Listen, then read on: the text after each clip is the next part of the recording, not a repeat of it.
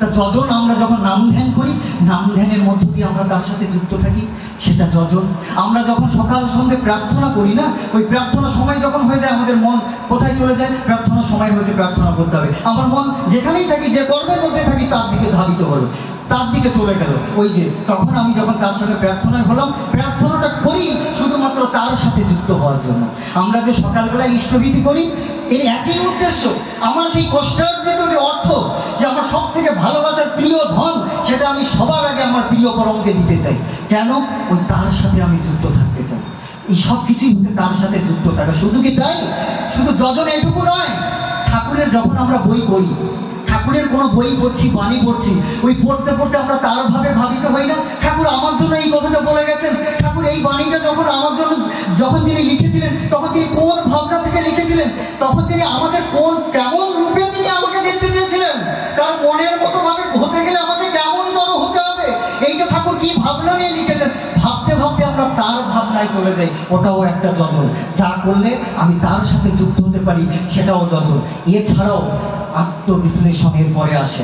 এই যে আত্মবিশ্লেষণটা কেমন? যদি আমি নিজেকে নিজে বিশ্লেষণ না করি, তাহলে আমি কি করে হবে? আমি যেদিন দীক্ষা নিয়েছিলাম, আজ থেকে তো অনেক দিন আগে দীক্ষা নিয়েছিলাম, কোনোদিন কি ভাবি রাত্রে যখন শুতে যাই, তখন কি কোনোদিন ভেবে দেখেছি যে এতদিন তো আমি ঠাকুরকে ধরলাম, তা ধরার পরে আমার মধ্যে কি কিছু পরিবর্তন হলো? না, আমি সেই যখন দীক্ষা নিয়েছিলাম তখনও যেরকম ছিলাম, আজও আমি ঠিক তেমন ভাবে চলছি, শুধু নাম ধ্যান আর শুধু আমি ওই ইষ্টভীতি আর প্রার্থনাটার সাথে জুড়ে দিয়েছি। না, আমি সেটা আমার কিছু পরিবর্তন হলো, এটা তো অন্য কেউ জানে না। আমার মধ্যে কোথায় কপটতা আছে, আমার মধ্যে কোথায় গলদ আছে, আমি কোথায় ভুল চরণে চলি, এটা অন্য কেউ জানে না। আমি স্বয়ং নিজেকে নিজেই জানি, কারণ আমি নিজেকে নিজে ফাঁকি দিতে পারি না কখনো। তাহলে আমি নিজেকে নিজে কখনো কি প্রশ্ন করে দেখি যে আমি সঠিক চরণে চলছি কিনা? আজকে যে সকাল থেকে সন্ধ্যা হয়ে এই যে রাত্রি গড়িয়ে গেল, আমি কি একবারও ভেবেছি যে সারাদিনের মধ্যে আমার কোনো আচরণ এমন হয়নি তো যাতে মানুষ কষ্ট পায়? আমি কোনো মানুষকে আমার অজ্ঞাতর সাথে আমি কষ্ট দিয়ে ফেলিনি তো? আমি তাকে দুঃখ দিয়ে ফেলিনি তো?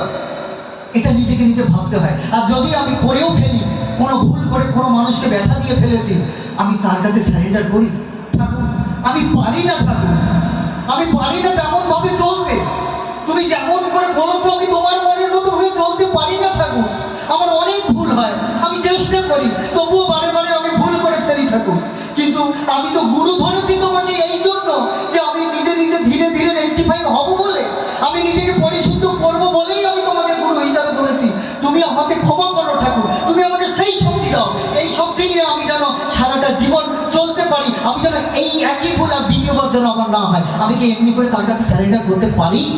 এমনি করে দেখবেন নিজের চরণটা আস্তে আস্তে এইভাবে তার কাছে স্যারেন্ডার করতে করতেই পরিশুদ্ধ হয়। আমরা যে দীক্ষা নিয়েছিলাম, দীক্ষার সময় আমরা ঠাকুরের কাছে কিন্তু একটা সংকল্প করেছিলাম। আচ্ছা, কারোর কি মনে আছে? কারোর কি মনে আছে যে সেই দিন যে আমরা ঠাকুরের কাছে সংকল্প করেছিলাম? কি সংকল্প করেছিলাম? অনেকের আমাদের মনেই নেই ঠাকুরকে কি কথা দিয়েছি, সেই কথাগুলো কি পালন করে চলি? সেদিন কিন্তু ওই 4টে সংকল্পের মধ্যে একটা সংকল্প ছিল, অদ্য হইতে আজীবন তোমাকে প্রতিষ্ঠা করাই আমার জীবনের ব্রত হয়ে উঠবে, তাই তো? তাহলে তোমাকে প্রতিষ্ঠা করে কোথায় প্রতিষ্ঠা করবো? মন্দিরে? লোকের বাড়িতে বাড়িতে? আমার মনে হয় না, সবার আগে নিজের হৃদয়ের মন্দিরে তাকে প্রতিষ্ঠা করতে হয়।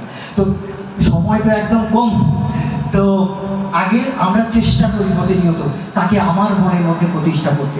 তিনি আগে আমার হৃদয়ে প্রতিষ্ঠিত হোক, তিনি আমি যেন তাকে তন্ময় হয়ে থাকতে পারি, তাকে নিয়ে আমার সকাল থেকে সেই রাত অবধি তাকে নিয়ে আমার জীবন চলনাটা হোক, আমার সমস্ত কাজ কর্ম সমস্ত কিছু তাকে জুড়েই হোক। তিনি ছাড়া আমি নই, আমার প্রতিটা কর্ম প্রতিটা চলনেই যেন তাকে নিয়ে হয়। ঠাকুর পরিবারের জন্য যা করি সেটাও তোমাকে খুশি করার জন্য করি, সংসারের জন্য যা করি সেটাও তোমাকে খুশি করার জন্য করি, তুমি যাতে প্রীত হও, তুমি যাতে তৃপ্ত হও, তুমি যাতে খুশি হও, তাই জন্য আমি করি। আজকের এই পরিবারের প্রতি প্রত্যেকের শান্তি স্বস্তি মঙ্গল প্রার্থনা করি, উপস্থিত প্রতি প্রত্যেকের মঙ্গল কামনা করি। এই বলে আজকের